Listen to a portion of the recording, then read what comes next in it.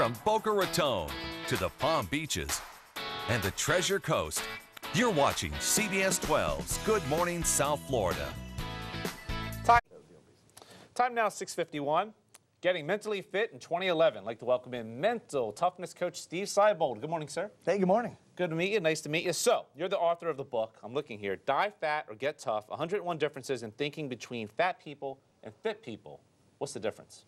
It's really about consciousness. It's about the way they approach food and exercise, and that's really the whole thing.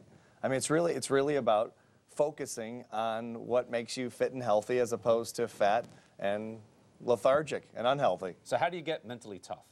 Well, you make a decision. The first thing is you've got to make a decision that you're going to get fit once and for all. You're going to stick to the diet, and you're going to focus on fixing this problem once and for all. Now, what about eating for health instead of pleasure? Well, look at what you're eating. I 7 years ago, I was 40 pounds overweight. I'm eating cheeseburgers. I'm eating tacos. I'm eating all the bad stuff. So I think take inventory. Right. Look at what you're eating and start to make healthy changes. Can I eat ho-hos? Probably not. That doesn't work. No. That's too bad. So which diets do work?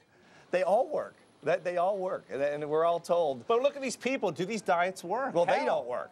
They're not doing the work. So they're the problem, not the diet. Absolutely. We're all the problem. If we're overweight, I was the same way. I was 40 pounds overweight, so I was the problem too. Diets work perfectly. Sometimes people don't work. So how do you so help us out here. To get mentally fit, what do I need to do? What are some steps I could take? The first step is go to your doctor.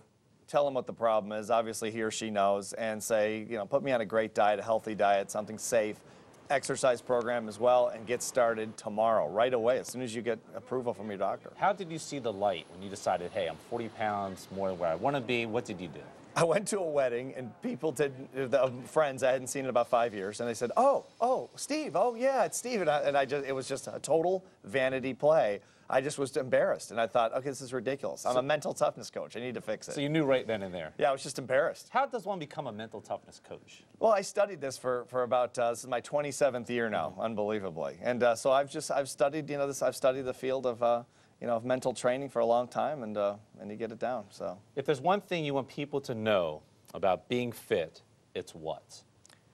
It's the benefits that go beyond. Health is obviously super important, the most important thing, but it's the benefit. You're going to make more money. Your relationships are going to get better. You're going to have more energy. It's amazing the extended benefits of being fit. That's what I think most people that are fat, like I was, don't realize. So to recap, 3 things I need to know to get fit. Well, you got to make a decision, number 1. Number 2, go to your doctor. And number 3, I think, decide that you're going to do this and you're going to stick to it once and for all. Not like last year or the year before. You're actually going to do this no matter what it takes, no matter how much pain you have to put yourself through. So any diet will work as long as I stick to it. The good ones. I mean, there's some diets that are probably not healthy. That's why you go to your physician and find out. What about exercise like refrigerator pulls? Want to do that exercise? Probably not. How about the forklift? Probably not. That doesn't work either. Not really. All right, Stephen. Well, we appreciate it. Thank you so much for joining us on Good Morning South Florida. Appreciate it. We're back in a moment.